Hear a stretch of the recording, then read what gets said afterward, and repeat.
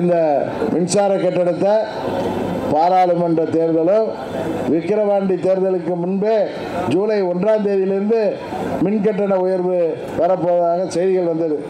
இந்த அரசாங்கம் மறுத்துச்சு.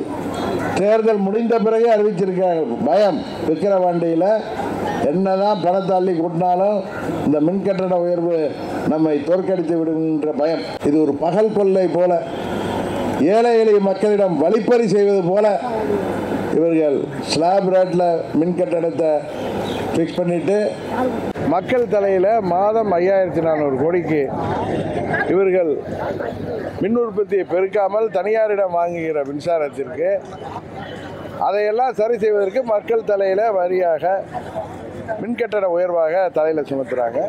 ராமர் ஆட்சியோட நீச்சி தான் அந்த திமுக அரசு அப்படின்னு சொல்லி அமைச்சர் ரகுபதி சொல்லியிருக்காரு. ரகுபதி தப்பா சொல்றாரு. ஏன்னா இது ராவணனுடைய ஆட்சி நடக்குது தமிழ்நாட்டில்.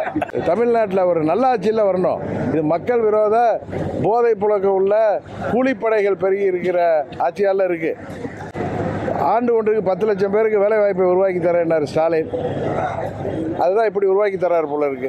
இளைஞர்கள்லாம் நீங்கள் கைதார இளைஞர்கள், சரணடைகிற இளைஞர்கள்லாம் பாருங்கள், அந்த கைதிகள்லாம் பாருங்கள், கொலை குற்றங்கள்ல எல்லாம் 20 வயதுக்கு உட்பட்ட இளைஞர்கள் தான். கள்ளச்சாராய மரணங்கள்ங்கிறது 65 தாண்டி இப்பெல்லாம் எந்த அளவுக்கு வந்துட்டுனா, யாராவது கள்ளச்சாரம் குடி சாவரணும்னு நினச்சா கள்ளச்சாரம் குடி செத்தா இந்த அரசாங்கம் 10 லட்சம் கொடுக்குங்கிற அளவுக்கு அவர்களின் திறமையின்மையை, நிர்வாக சீர்கேட்டை அரசாங்கம் மறைக்கின்ற அளவுக்கு போய்விட்டது. தமிழ்நாட்டில் தடையில்லா மின்சாரம் வழங்கிய ஆட்சி, பொற்கால ஆட்சி நடத்துனீங்கள, நீங்கள் தான் ஆட்சிக்கு வந்த உடனே முறைகேடுகள் இதுக்கெல்லாம் ஊழல்கள் எல்லாம் எடுத்து கேஸ் போடுவீங்களே, என்ன நடவடிக்கை எடுத்திருக்கீங்க? நீங்கள் அதை வச்சு மிரட்டி பழனிசாமியை இந்த தேர்தலில் தனியாக நிற்க வச்சுருக்கீங்க. அதானே செய்கிறீங்க. எதிர்கட்சிகள்லாம் ஒன்றிணையாமல் செய்கிறதே திமுக தான். பொறுத்து பாருங்கள், எங்கள் கூட்டணி வலுப்பெறும். தேசிய ஜனநாயக கூட்டணியின் ஆட்சி தமிழ்நாட்டில் உறுதியாக வரும்.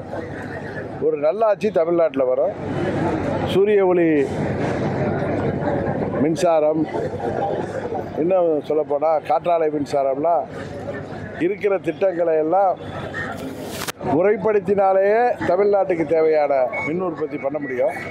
ஆனால் இன்றைக்கு 50% தான் உற்பத்தி ஆகுது. மீதியெல்லாம் பிரைவேட்டிட்ட வாங்குறது மூலம் முறைகேடுகள், ஊழலுக்கு வாய்ப்பு அளிக்கின்ற விதமாக மக்கள் தலையில் மாதம் 5400 கோடிக்கு இவர்கள் மின் உற்பத்தியை பெருக்காமல் தனியாரிடம் வாங்குகிற மின்சாரத்திற்கு அதையெல்லாம் சரி செய்வதற்கு மக்கள் தலையில் வரியாக மின்கட்டண உயர்வாக தலையில் சுமத்துறாங்க. இது அரசாங்கம் திட்டமிட்டு செய்வதாகத்தான் மக்கள் பேசுகிறார்கள்.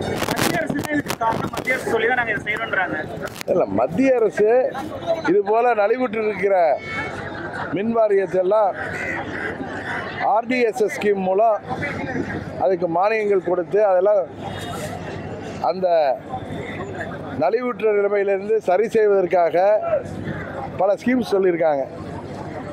அதெல்லாம் செய்கிறத விட்டுட்டு இவர்கள் மத்திய அரசு RDSS ஸ்கீமில் நாங்கள் சேர்றதுக்காக மின் கட்டணத்தை உயர்த்திருக்கோன்னு போய் சொல்கிறாங்க. இன்றைக்கு அரசாங்கம் என்ன சொன்னாங்க? ஸ்மார்ட் மீட்டர் பேஸ் பண்ணுறோம்னாங்க. அதுபோல் மாதம் ஒரு முறை மின் கணக்கீடு செய்கிறோன்னாங்க. அதெல்லாம் செய்கிறதே இல்லையே. காரணம், இவங்க திட்டமிட்டு தனியாரிடம் இருந்து, அது ஒரு குறிப்பிட்ட நிறுவனங்களிலிருந்து மின்சாரம் கொள்முதல் செய்வதன் மூலம் அதில் நிறைய தவறுகள், ஊழல்கள், முறைகேடுகள் நடத்துவதற்கு வாய்ப்பாக இந்த அரசாங்கம் இப்படி நடந்து கொண்டிருக்கிறது என்பதுதான் தமிழ்நாடு முழுவதும் மக்கள் சொல்கிற குற்றச்சாட்டு. ராமர் ஆட்சியோட நீச்சி தான் அந்த திமுக அரசு அப்படின்னு சொல்லி அமைச்சர் ரகுபதி சொல்லியிருக்காரு. ரகுபதி தப்பா சொல்றாரு. ஏன்னா இது ராவணனுடைய ஆட்சி நடக்குது தமிழ்நாட்டில். என்ன நினைக்கிறீங்க? ராவணனுடைய ஆட்சி நடக்குது. அதாவது ஏற்கனவே ஆட்சியில் இருந்த பழனிசாமி அண்ணன் செய்த துரோகத்தால், தவறான நிர்வாகத்தால், ஊழல்களால், சுயநலத்தால் இன்றைக்கு திமுக ஆட்சி பொறுப்புக்கு வந்திருக்கு. அதான் உங்களுக்கு தெரியும். இன்றைக்கு 5 ஆண்டுகள் ஆட்சி பொறுப்பு கிடைச்சிருக்கு. எப்போ திமுக ஆட்சிக்கு வந்தாலும் அப்படி தானே. நீங்கள் ஏற்கனவே பார்த்தீங்கன்னாலும் 96 அம்மா மேலே அபாண்டமாக குற்றச்சாட்டு சொல்லி கேஸ்லாம் போட்டு வந்தாங்களே. 2001 என்ன ஆணுச்சு? திரும்ப 2006 மைனாரிட்டி கவர்மெண்ட் அமைச்சாங்களே, 2011 என்ன ஆச்சு? திருப்பி 10 அம்மா இருக்கிற வரைக்கும் வர முடியலையே. பழனிசாமிங்கிற ஒரு தப்பான மனிதரோட நிர்வாகத்தில் இன்றைக்கு இவர்கள் கூட்டணி பலத்தால் ஆட்சிக்கு வந்திருக்காங்க. இது ராவணன் ஆட்சின்னு தான் மக்கள் பேசுகிறாங்க. எப்படி ராமர் ஆட்சிக்கு வீழ்ச்சி? இது தமிழ்நாட்டில் ஒரு நல்ல ஆட்சியில் வரணும். இது மக்கள் விரோத போதை புழக்கம் உள்ள கூலிப்படைகள் பெருகி இருக்கிற ஆட்சியால் இருக்குது. ஆண்டு ஒன்றுக்கு 10 லட்சம் பேருக்கு வேலை வாய்ப்பை உருவாக்கி தரேன்னார் ஸ்டாலின். அதுதான் இப்படி உருவாக்கி தர்றாரு போல இருக்கு. இளைஞர்கள்லாம் நீங்கள் கைதார இளைஞர்கள், சரணடைகிற இளைஞர்கள்லாம் பாருங்கள், அந்த கைதிகள்லாம் பாருங்கள், கொலை குற்றங்களில் எல்லாம் 20 வயதுக்கு உட்பட்ட இளைஞர்கள் தான். பெரும்பாலும் இன்றைக்கி போதை மருந்து கலாச்சாரம் தமிழ்நாடு முழுவதும் பரவுவதற்கு யார் காரணம்? இங்கே போதை வியாபாரத்திற்கு எல்லா பின்னணியிலையும் ஆளுங்கட்சி நிர்வாகிகள் இருக்கிறது, அவர்களுடைய பாதுகாப்பில் நடக்குதுங்கிறது தான் ஊரறிஞ்ச ரகசியமாச்சு. அதனால் இது எப்படி இந்த ஆட்சி ராவணன் ஆட்சின்னு தான் நம்ம சொல்ல முடியும். தேனியில மாவட்ட செயலாளர்கள் நிலக்கரி ஊழல் நடைபெற்றிருக்கிறத சொல்றாங்க. அதுல பல லட்சம் கோடி மின்சாரத்துக்கு இழப்பு ஏற்பட்டிருக்கு, மின்சாரத்துறைக்கு சொல்றாங்க. அதை பற்றி இந்த ஆட்சியில் தானே, அதிமுக ஆட்சியில் அதெல்லாம் இல்லை, அதெல்லாம் சொன்ன நிலக்கரி வாங்கியிருக்காங்க, பல லட்சம் கோடி. சரி சார், ஊழல் நடைபெற்றிருக்கு. அப்படி நடந்திருக்கிறது. அந்த ஆட்சியில் முறைகேடு ஊழல்கள் நடந்திருக்கிறது உண்மைதானே.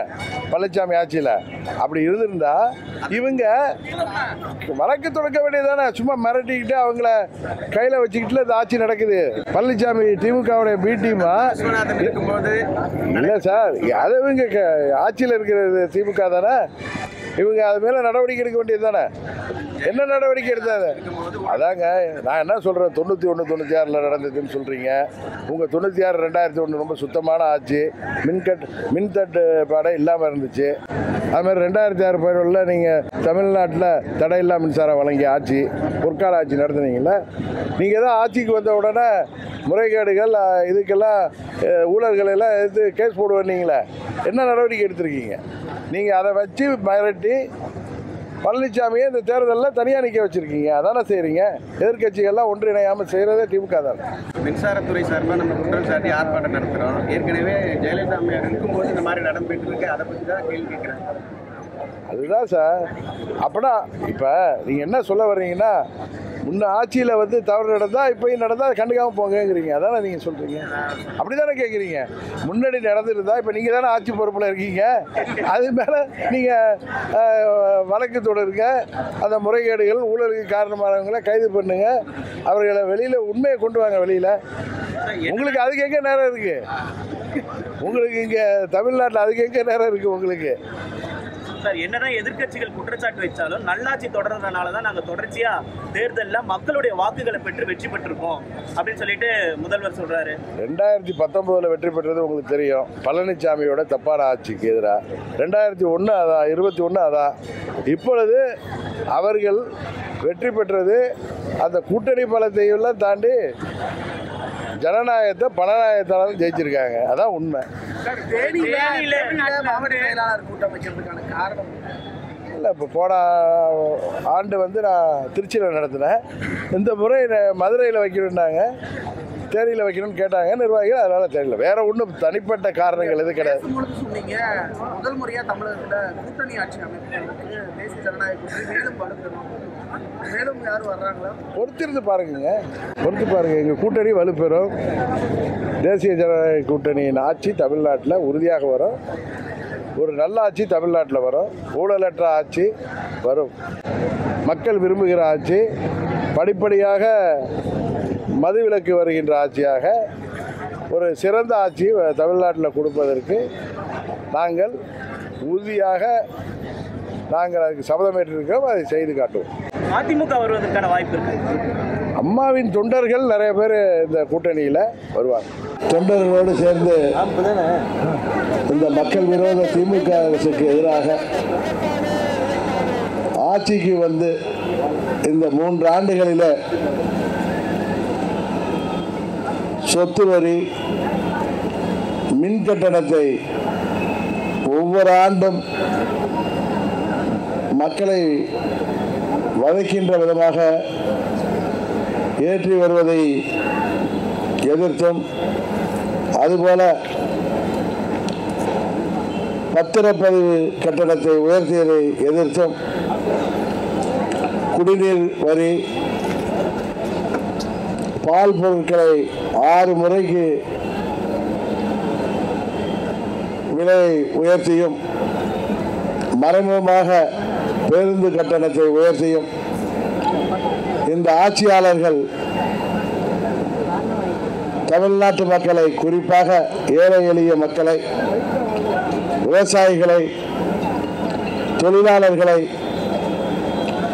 அரசு ஊழியர்களை, ஆசிரியர்களை, போக்குவரத்து தொழிலாளர்களை, நெசவாளர்களை, சிறு குறு நடுத்தர தொழில் நடத்துபவர்களை, ஏன் பெரிய தொழில் நிறுவனங்களை இன்றைக்கு பாதிப்புக்குள்ளாகி, ஏற்கனவே அம்மா அவர்கள் இருந்த பொழுது சிறந்த மாநிலமாக விளங்கிய தமிழ்நாடு இன்றைக்கு பின்தங்கி வருவதை கண்டித்து இருக்கின்ற 1.5 ஆண்டுகளிலாவது மக்களை வாட்டி வதைக்காமல் ஊழலற்ற ஒரு முறைகேடுகள் இல்லாத ஆட்சியை கொடுத்து தமிழ்நாட்டில் இன்றைக்கு மூளை முடுக்கெல்லாம் கஞ்சா போன்ற போதைப் பொருட்கள் இன்றைக்கு விற்கப்படுகின்ற அவல நிலையை போக்கி தினமும் தமிழ்நாடு முழுவதும் எப்பொழுதும் இல்லாத அளவிற்கு இன்றைக்கு கொலைகள் பெருகி சாமானியர்கள், அதிகாரிகள், அரசியல் கட்சியைச் சேர்ந்தவர்கள், அரசியல் கட்சி தலைவர்கள் உட்பட யாருக்கும் பாதுகாப்பு இல்லாத ஒரு சூழ்நிலை இன்றைக்கு தமிழ்நாட்டிலே நிலவி வருவதை இந்த ஆட்சியாளர்கள் கண்டுகொண்டாமல் இருப்பதை கண்டித்தும், என்று சொல்லப்போனால் தமிழ்நாடு இன்றைக்கு போதைப் பொருட்களின் சந்தையாக மாறி வருவதையும்,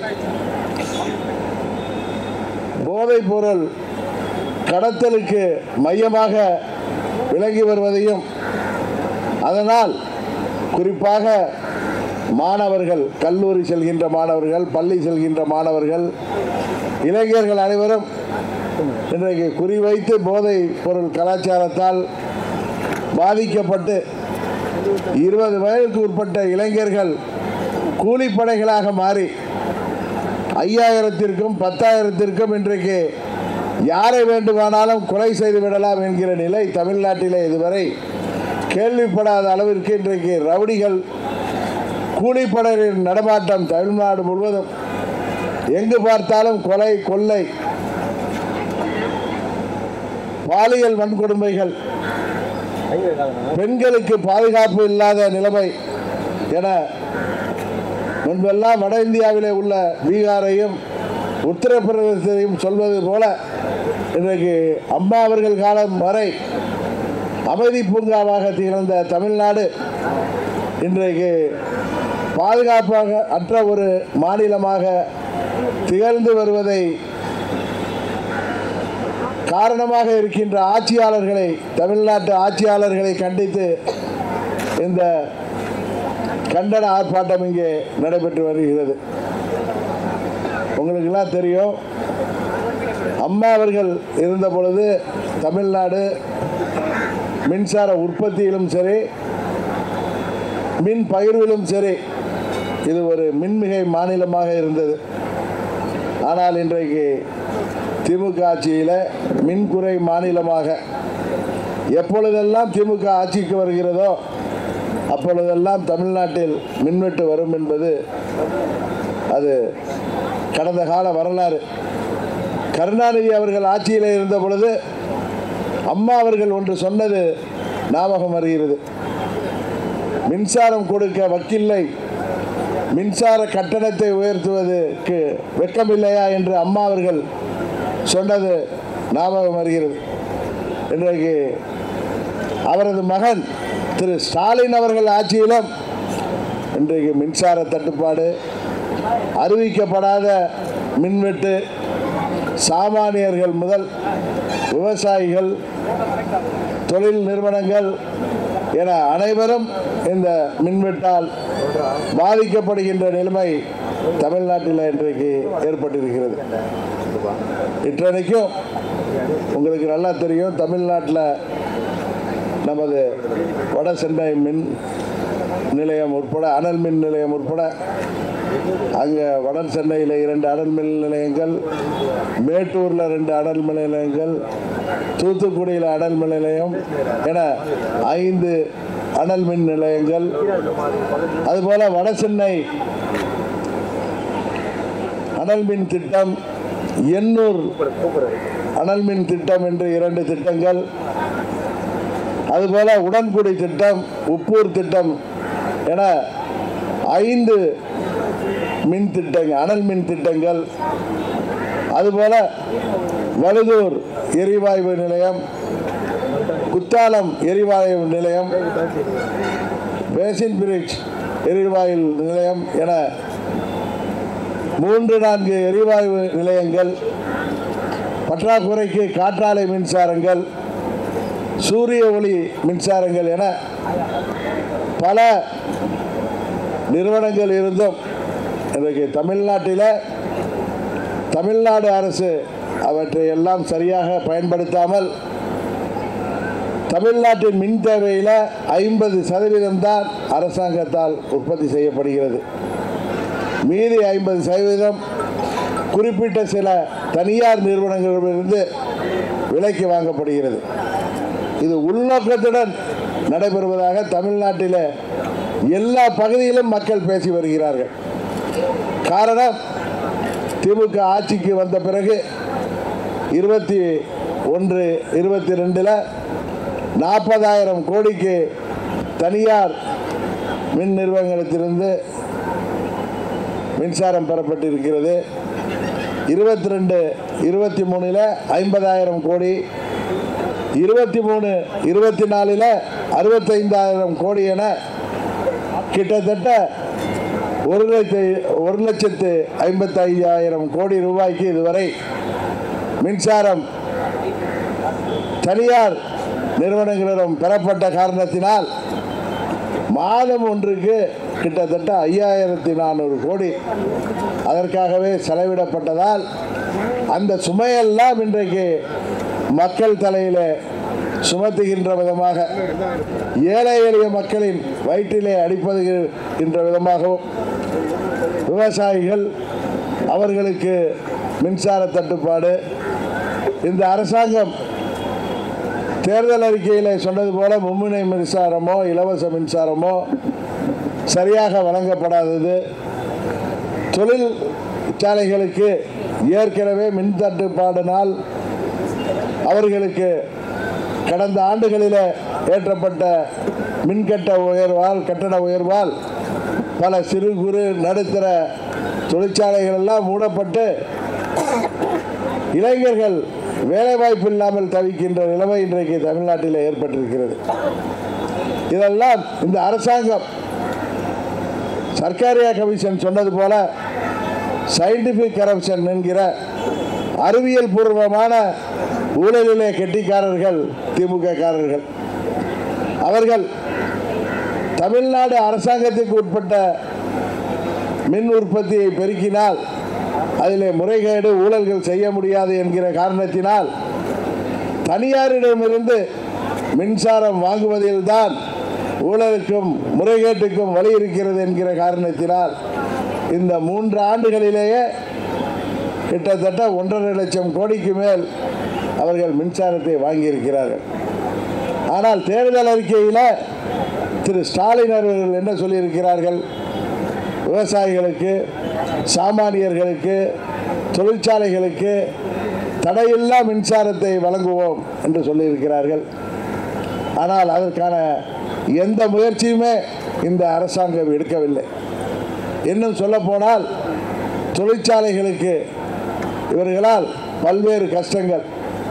அவர்கள் பீக் ஹவர்ஸில் வசூலிக்கின்ற கட்டணத்தை குறைக்க எத்தனையோ கோரிக்கைகள், அதுபோல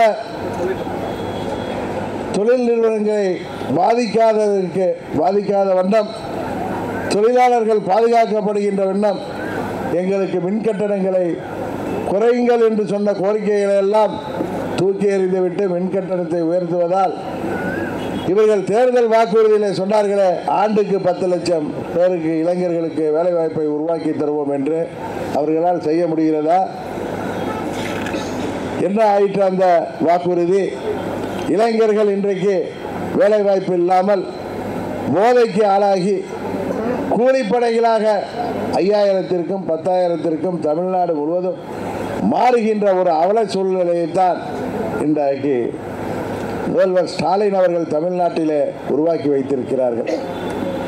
இன்னும் சொல்ல போனால் தமிழ்நாட்டில் உள்ள உங்களுக்கு தெரியும், நம்ம கன்னியாகுமரி, திருநெல்வேலி,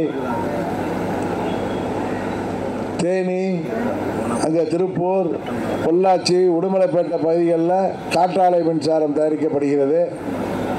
அதில் இந்த பவர் லாஸ் மின் இழப்பை தடுக்கின்ற விதமாக அதற்கு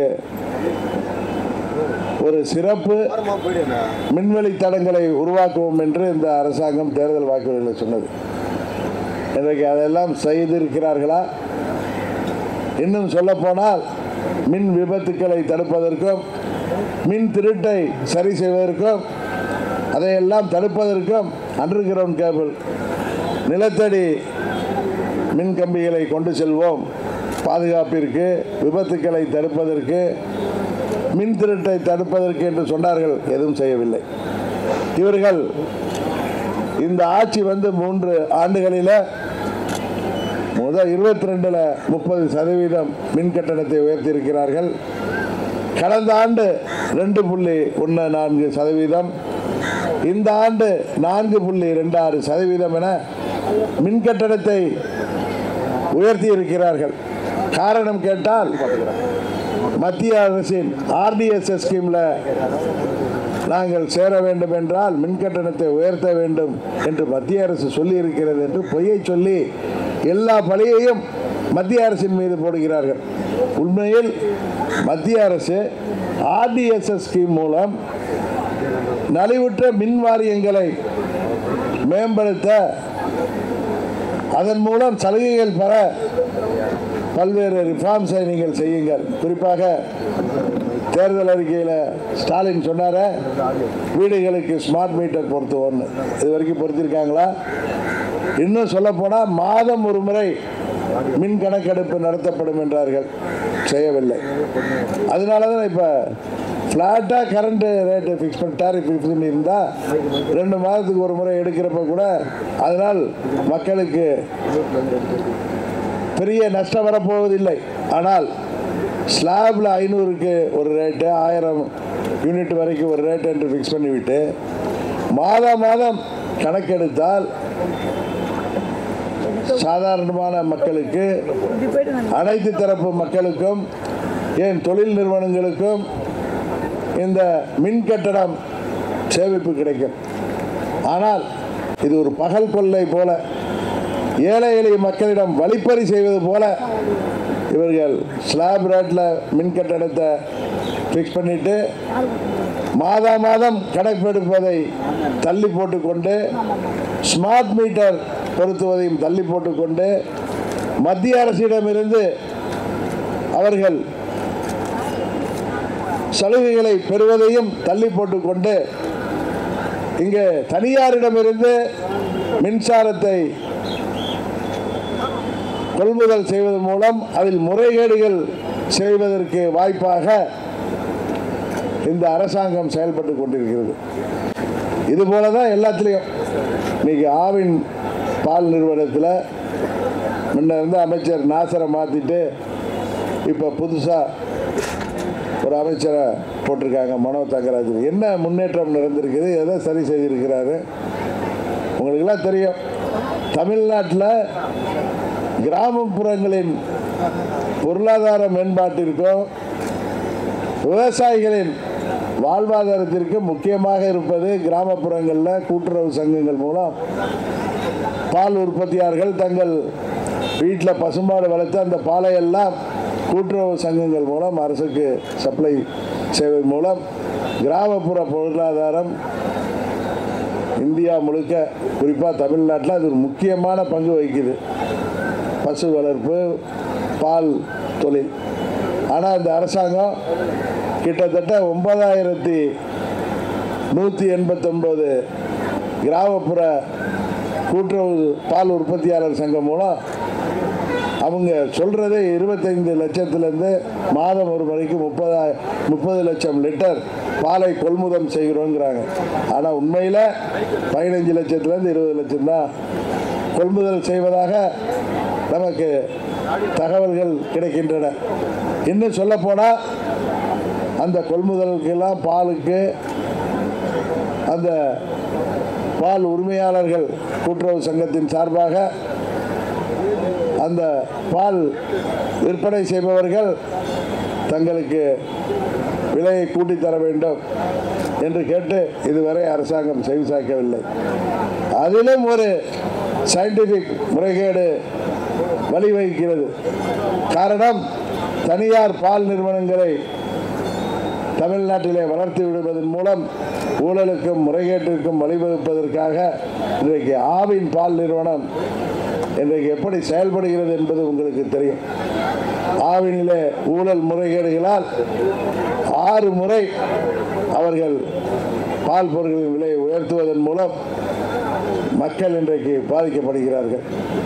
அதனால குடிநீர் வரியை உயர்த்தியிருக்கிறார்கள். இங்கெல்லாம் மழை காலத்தில் சுகாதாரக்கேடு வர்றதுக்கு காரணமே இந்த சுவேஜ் ட்ரைனேஜ் எல்லாம் சரியாக பராமரிக்காமல், அதனால தான் சுகாதார சீர்கேடு வருது. ஆனால் கழிவு நீருக்கு வரி போடுகிறார்கள். எதற்கு வரி போடுகிறார்களே தெரில. இன்னும் சொல்லப்போனால் இந்த ஆட்சியில் எல்லாவற்றிலுமே முறைகேடுகள், ஊழல்கள். இப்போ கூட பாராளுமன்ற தேர்தலில் இவர்களால் 39 தொகுதியில் எப்படி வெற்றி பெற முடிஞ்சிச்சு எல்லோருக்கும் தெரியும். அது ஓட்டுக்கு 500, 1000, 300 என்று எல்லா பகுதிகளிலும் இதுபோல ஊழல் முறைகேடுகளால் இந்த போதைப் பொருள் கடத்தலால் கிடைத்த பணத்தை கொண்டு தானே இவர்கள் இந்த தேர்தலில் ஏழை எளிய மக்களை, அடுத்த வேளை உணவுக்கு வழியில்லாத மக்களை பணத்தை காட்டி ஏமாற்றி வந்திருக்கிறார்கள். ஆனால் இது உறுதியாக சட்டமன்ற பொதுத் தேர்தலின் போது நடக்கப் போவதில்லை. ஏன்னா எல்லா இடங்களிலும் இந்த ஆட்சியாளர்கள் மீது எதிர்ப்பு அதிகமாக இருக்கிறது, கோபம் இருக்கிறது. குடும்ப தலைவிகளுக்கெல்லாம் மாதம் 1000 ரூபா கொடுக்குறேன்னு சொல்லி கொடுத்துட்டு அன்றைக்கி சாயங்காலமே அதெல்லாம் பிராந்தி கடையில் வாங்கிடுறாங்க. இன்றைக்கி தமிழ்நாட்டில் கள்ளச்சாராயம் பெருக்கெடுத்து ஓடுகிறது. கடந்த ஆண்டே பல உயிர்கள் போன பொழுது மரக்காணம், செங்கல்பட்டுலாம் இந்த அரசாங்கம் அதையெல்லாம் தடுக்க நடவடிக்கை எடுக்காமல் இப்பொழுது கள்ளக்குறிச்சி அந்த கள்ளச்சாராய மரணங்கள்ங்கிறது 65 தாண்டி இப்போல்லாம் எந்த அளவுக்கு வந்துட்டுனா, யாராவது கள்ளச்சாராயம் குடி சாவரணும்னு நினச்சா கள்ளச்சாராயம் குடிச்சு செத்தா இந்த அரசாங்கம் 10 லட்சம் கொடுக்குங்கிற அளவுக்கு அவர்களின் திறமையின்மையை, நிர்வாக சீர்கேட்டை அரசாங்கம் மறைக்கின்ற அளவுக்கு போய்விட்டது. இதே நிலவை சட்டமன்ற பொதுத் தேர்தல் நிலைக்க தொடர வாய்ப்பில்லை. காரணம், ஏற்கனவே ஆட்சியில் இருந்த பழனிசாமி இப்படிதான் பல்வேறு முறைகேடுகளில், ஊழல் குற்றச்சாட்டுகளால் அந்த ஆட்சிக்கு எதிராக மக்கள் திமுகவிற்கு தீய சக்தி என்று தெரிந்தும் இவர்கள் திருந்தி இருப்பார்கள் என்று வாக்களித்தார்கள். அந்த தேர்தலில் உங்களுக்கு தெரியும், பழனிசாமி ஒவ்வொரு தொகுதியிலையும் அவர்கள் முன்னால் அவர் கூட இருந்தவங்கெல்லாம் எவ்வளவு பணம் செலவு செய்து இன்றைக்கு சட்டமன்ற உறுப்பினர்கள் ஆனார்கள். ஆனால் அவர்களால் ஆட்சி பொறுப்புக்கு வர முடியவில்லை. இன்றைக்கு பாராளுமன்ற தேர்தலின் பொழுது குடும்ப தலைவிகளில் கிராமப்புறங்களிலெல்லாம் எங்களுக்கு வாக்களிக்கவில்லை என்றால் 1000 ரூபாய் உதவி மீட்பு உங்கள் உரிமை தொகை தேர்தல் முடிந்ததும் அதெல்லாம் நிறுத்தி விடுவோம் என்று பல இடங்களில் மிரட்டி இருக்கிறார்கள். இது சட்டமன்ற தேர்தல் அப்ப, பொது தேர்தல் அப்ப இதை செய்ய முடியாது. இன்னும் சொல்ல போனால் அவர்கள்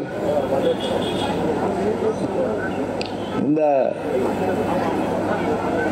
ஒரு ஆட்சி நடக்கின்ற இடைத்தேர்தல்களில் கடந்த 20-25 ஆண்டுகளாக நமது ஆர்கே நகர் தொகுதியை விதிவிலக்கு, மற்ற தொகுதிகளில் ஆளுங்கட்சி தான் ஜெயிக்கும். ஏன்னா ஆட்சி அதிகாரம், அதிகார துஷ்பிரயோகம், பணபலம், வீடு வீடாக சென்று பல முறை ஓட்டுக்கு பணம் கொடுத்து மக்களும் இன்னும் ஒரு ஆண்டு ஆட்சி இருக்கிறது, 1.5 ஆண்டு இருக்கிறது, இவர்களுக்கு வாக்களிப்போம் என்று வாக்களிக்கிறார்கள். உங்களுக்கு தெரியும் 2020 இதே விக்கிரவாண்டியில் நடந்த தேர்தலில் அதிமுக தான் வெற்றி பெற்றுச்சு. 21 என்ன ஆச்சு? அங்கே அதிமுகவால் வெற்றி பெற முடியவில்லை. அதே போல் இன்றைக்கு திமுக ஆட்சி பாராளுமன்ற தேர்தலில் வெற்றி பெற்றிருக்கலாம். சட்டமன்ற பொது தேர்தலில் உறுதியாக தமிழ்நாட்டு மக்கள் இவர்களின் பணபலத்தை எல்லாம் தாண்டி இவர்களை தோற்கடிப்பார்கள் என்பது உறுதி. அதையெல்லாம் மக்களை இவர்கள் மிகவும் கிள்ளுக்கீரைகளாக நினைக்கிறார்கள். இந்த மின்சார கட்டணத்தை பாராளுமன்ற தேர்தலும் விக்கிரவாண்டி தேர்தலுக்கு முன்பே ஜூலை 1ஆம் தேதியிலிருந்து மின்கட்டண உயர்வு வரப்போவதாக செய்திகள் வந்தது. இந்த அரசாங்கம் மறுத்துச்சு. தேர்தல் முடிந்த பிறகு அறிவிச்சிருக்காங்க. பயம், விக்கிரவாண்டியில் என்னதான் பணத்தை அள்ளி கூட்டினாலும் இந்த மின்கட்டண உயர்வு நம்மை தோற்கடித்து விடுகின்ற பயம். கள்ளக்குறிச்சி மரணங்களை தாண்டி அவர்கள் வெற்றி பெறவில்லை. மக்கள் மௌனமாக இந்த தேர்தலில் ஆளுங்கட்சிக்கு வாக்களித்திருக்கிறார்கள் என்பதுதான் உண்மை. வருங்காலத்தில் சட்டமன்ற பொது தேர்தல் போது அவர்களுடைய ஆட்சி உறுதியாக முடிவுக்கு வரும். இன்றைக்கு எல்லோரும் சொல்லலாம், எதிர்க்கட்சிகள் எல்லாம் பிளவுபட்டிருக்கின்ற காரணத்தினால் திமுக எளிதாக கூட்டணி பலத்தோடு ஜெயித்து விடுகிறது என்று. அதை நாங்கள் மாற்றி காட்டுவோம். ஒரு சிலர் சுயநலத்தால், துரோக சிந்தனையால், பதவி வெறியால், பணத்திமிரால் அவர்கள் தனியாக இன்றைக்கு சட்டமன்ற பொதுத் தேர்தலில் அவர்களின் திமிருக்கு மக்கள் பாடம் புகட்டிய பிறகும் திருந்தாமல் ஒரு சிலர் இன்றைக்கு ஆணவத்திலே, அகம்பாவத்திலே இன்றைக்கு வானுக்கும் மண்ணுக்கும் குதிக்கிறார்கள். அவர்களுக்கெல்லாம் தக்க பாடம் புகட்டி தமிழ்நாட்டில் தேசிய ஜனநாயக கூட்டணி வலுவான கூட்டணியாக அமைந்து இந்த தேர்தலில் உறுதியாக தமிழ்நாட்டில் ஆட்சி மாற்றத்தை உருவாக்குவோம். உறுதியாக கூட்டணி ஆட்சியை முதல் முறையாக தமிழ்நாட்டிலே ஏற்படுத்தி காட்டுவோம் என்பதையும் கூறி, இன்றைக்கு சாலையில் யாரும் நடந்து போகக்கூட பயப்படுகின்ற அளவிற்கு சட்டம் ஒழுங்கு சந்தி சிரிக்கின்ற அளவுக்கு இந்த ஆட்சி இருக்கிறது. எங்கு பார்த்தாலும் கொலைகள். நேற்றைக்கு கூட மதுரையில் ஒரு வாரத்தில் 7 கொலை 8 கொலை நடந்திருக்கு. சிலர் பேசுகிறார்கள் அவருக்கு ஆதரவாக. கொள்ளையெல்லாம் எப்பயும் நடக்கும். அங்கு ஒன்றும் இங்கு ஒன்றும் கடந்த காலங்களில் நடந்திருக்கு. ஆனால் இப்பொழுது தினமும் 3 கொலை 4 கொலை நடக்கின்ற அளவிற்கு இந்த ஆட்சியில் சட்டம் ஒழுங்கு சந்தி சிரிக்கிறது. காரணம், காவல்துறையின் கைகள் கட்டப்பட்டிருக்கின்றது. ஏவல் துறையாக அவர்கள் ஏவப்படுகிறார்கள். எப்பொழுதெல்லாம் திமுக ஆட்சிக்கு வருகிறதோ அப்பெல்லாம் தெரியும் உங்களுக்கு காவல்துறை எப்படி அவர்கள் செயல்பட அவர்கள் அனுமதிக்கப்படுவார்கள் என்று.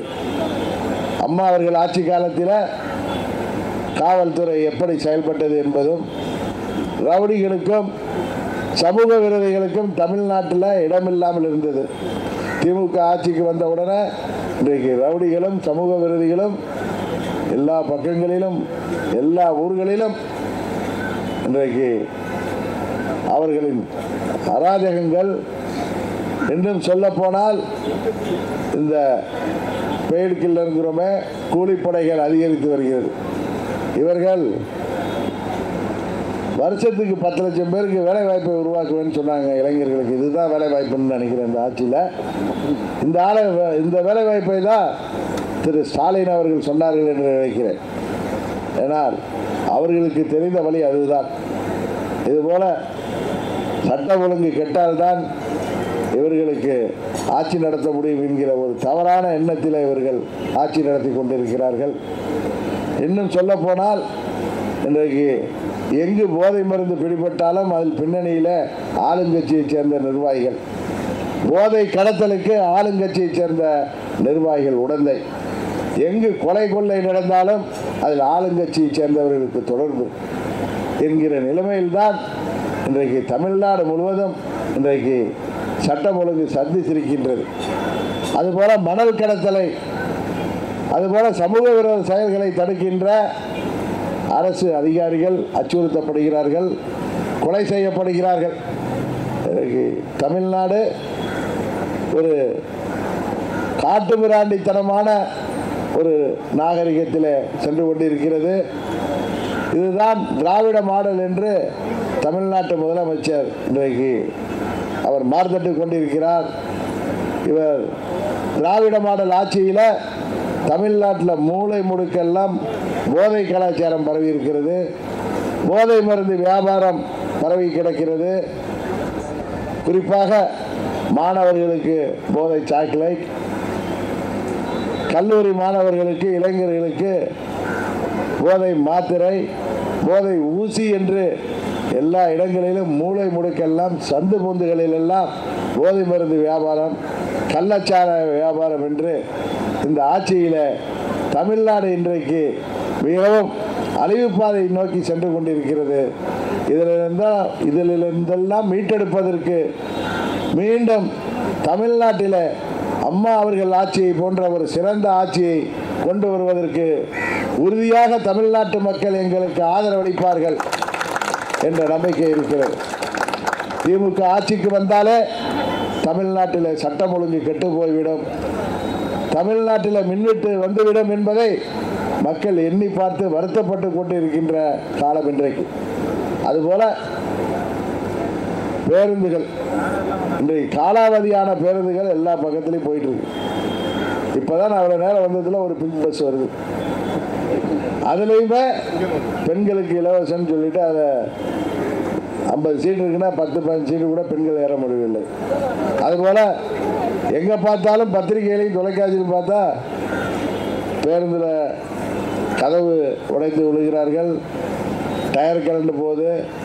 எல்லாம் காலாவதியான பஸ்ஸுகளை வைத்துக்கொண்டு இன்றைக்கு தமிழ்நாடு டிரான்ஸ்போர்ட் கார்பரேஷன் நடைபெற்று கொண்டிருக்கிறது. இதுதான் தமிழ்நாட்டின் நிலைமை.